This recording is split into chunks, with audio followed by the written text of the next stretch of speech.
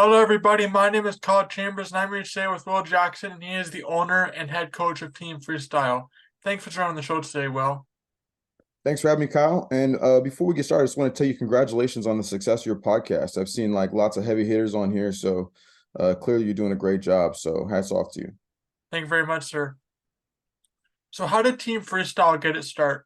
The short version is I started my coaching career in 2005-ish, 2004, 2005.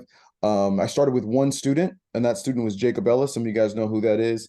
He competed a lot from that era up into 2015, 2016. And then he eventually got good. And then my second student was Kaylin Whaley. Some of you guys remember who Kaylin Whaley was. She competed in that era as well. She was a sword competitor, a CMX competitor, traditional competitor. Had a lot of success in the youth divisions. And then in 2008, 2009, after I had some success with those two athletes, we started our team. And then pretty much the rest is history after that. That's great. I see a lot of videos of you guys on Instagram, and you have some really great tricking athletes, some athletic athletes. It's really great to see how the martial arts and that's the traditional side can also transfer over to the freestyle and that sort of thing as well. Yeah, absolutely. We do have like some athletes that do traditional, but usually our athletes that do traditional, they do in the underbelt division. Once they get to black belt, they usually focus on CMX. I still love traditional. I appreciate traditional. It's just a function of like where you put your time. It's like you only have so much time to train so many different divisions. So you won't see a lot of our guys out there doing traditional forms in the black belt division anymore. But I love traditional. We do traditional weapons, but we just don't do traditional forms. But yeah, most of our focus is going to be on those extreme CMX and team demo divisions. Awesome. What do you like most about being an owner of a team? What do I like most about being an owner of a team? Um, Honestly, it's the community. The relationships that you develop, with the athletes, with the parents, the families. If it was just about going out there and winning, that wouldn't be particularly fulfilling to me.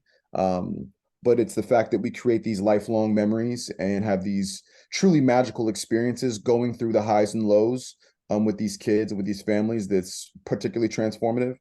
Um, uh, I think working with one student is very different than working with a team of students. For me, it was about having a different challenge. So I felt like when I started training Jacob and I started training Kaylin, and a few athletes after that, like that was like the first challenge. And then it was like, okay, can we take this concept and can we apply it to multiple athletes at the same time? Can create systems that allow me to train 5, 7, 10, 12, 20, now 30. We have 30 athletes on my team at the same time.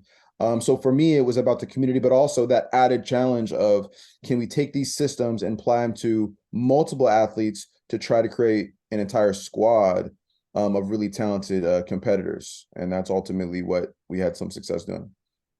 That's great. A lot of it has to come down to discipline as well. So if you have discipline in the school that you run and doing with individual athletes, you'll have success at the higher level. Obviously, it's different depending on what divisions you do. Like you were talking about, you do a lot of CMX and the tricking style divisions, but it's finding out if the system will work and then trying to implement it and then having the buy-in from the athletes is important as well. From what I've saw, you have the buy-in from the athletes, which is great. Absolutely. I mean, the relationships you develop are everything. Because if we were just out here coaching, like, look, we don't get paid enough in order to make this just about winning and losing. I can understand how if you were like a coach of a professional sports team, like the Raiders or the Chargers or the Yankees, like you're out there just to win, right? So we're not getting paid like that. So it's really about the memories and the experiences. Absolutely. This podcast episode and all podcast episodes are supported by Virtual Fight Tour.